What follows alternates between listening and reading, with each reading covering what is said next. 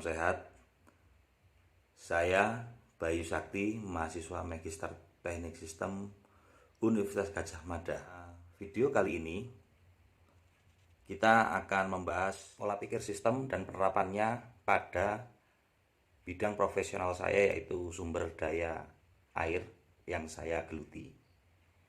Sebelum membahas tentang pola pikir sistem, ada baiknya kita menyegarkan ingatan tentang pola-pola pikir yang tidak sistemik atau asistemik. Kita tahu ada pola pikir sektoral, yaitu hanya berfokus pada bidang per bidang. Pola pikir temporal, yaitu untuk hanya jangka waktu tertentu saja, jangka waktu pendek. Kemudian pragmatis, terjebak di antara sektoral dan temporal. Kemudian pola pikir insidentil, yaitu berorientasi atau berfokus pada kejadian sesaat saja, kejadian saat itu saja. Kemudian pola pikir tekstual, pada aturan-aturan tertulis saja. Jadi walaupun bisa menyelesaikan masalah, namun hanya terpaku atau berbasis pada sesuatu yang tertulis saja. Ataupun sebaliknya, kontekstual, hanya melulu berpikir yang di luar teks. Kemudian parsial, hanya terpisah, disederhanakan, sepotong-sepotong. Kemudian integralistik. Menarik yang integralistik ini. Walaupun permasalahan ini sudah bisa dikait-kaitkan, namun permasalahan pola pikir integralistik ini belum memiliki keberlanjutan. Sedangkan apa itu pola pikir sistem? Pola pikir sistem adalah sesuatu cara pikir yang komprehensif, yang menyeluruh dan integral, terkait tentunya. Kemudian dia memiliki pembahasan atau detail pada mikro, tingkat meso, menengah, dan makro dari sistem itu. Kemudian dia organismik, lalu dia bersifat sintetik, ingin selalu memperbaiki demi keadaan yang lebih baik. Kemudian metabolis, dia berproses. Kemudian dia berwujud atau berpikir tentang struktur sistem yang melingkupinya. Jadi tidak selalu berpikir bahwa itu terjadi di ruang hampa.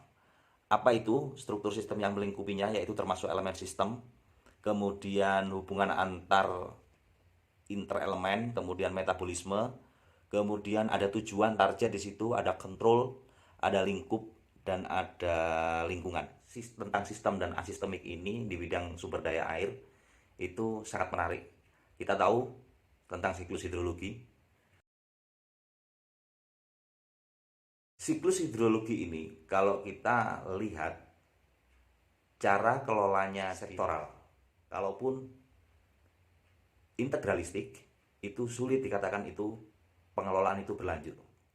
Kita akan kupas satu-satu bagaimana potret pengelolaannya, dan tentu menjadi kritik kita ada hal cara pikir sistemik yang harus kita cari, kita temukan pola yang terbaik dalam pengelolaan sumber daya air ini. Dalam video kali ini membahas tentang kewenangan saja dan bagaimana Anda bisa membayangkan pola komunikasinya sebelum dia menjadi program dan teraktualisasi di lapangan. Kita tahu awan kan, ketika air itu ada di atas, masih berupa catatan tiga, di negara kita berada di kewenangan dan segala hal yang bisa mengaksesnya bertanggung jawab adalah Kepala BMKG, sebuah badan dan kementerian yang bertanggung jawab langsung kepada Presiden. Sebelum menjadi jatuh, data calon hujan ini yang masih ada berada di awan, tentu ini harus bisa dibaca oleh lembaga-lembaga, kementerian ataupun institusi yang bertanggung jawab kepada masalah hujan dan dampaknya. Lalu hujan itu turun. Hujan itu turun, dia mengalir menjadi air permukaan. Airnya, kita tahu itu menjadi kewenangan Kementerian PUPR. Tersambung juga dengan sebuah BUMN, pengelola sumber daya air Perum Jasa Tirta, untuk pengelolaannya. Pengelolaan waduk, pengelolaan sungai. Kedua, institusi tersebut Kementerian PUPR sebagai regulator dan Perum Jasa Tirta 1 sebagai operator. Entah itu waduk, sungai untuk konservasinya, pelestarian, konservasi tanah dan air. Ada beberapa KLHK, kehutanan, apabila itu ada di dalam hutan, di wilayah hutan. Mungkin juga Kementerian Pertanian, dan seperti itu. Lalu ini apabila menjadi bencana, padahal ini semua harus tersambung.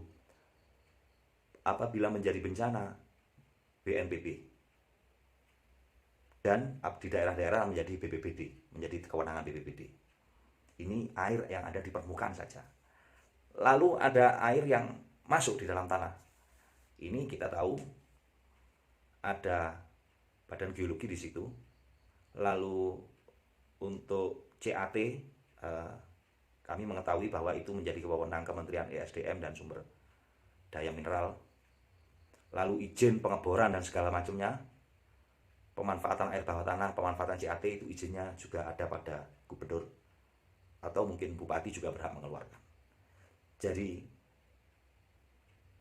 penanganan sumber daya air saja itu, baik ketika masih ada di langit, masih ada di permukaan, kemudian di bawah tanah, kemudian juga nanti ketika sudah di laut, pola komunikasi yang berjalan, betapa banyak pintu yang menangani itu secara sektoral.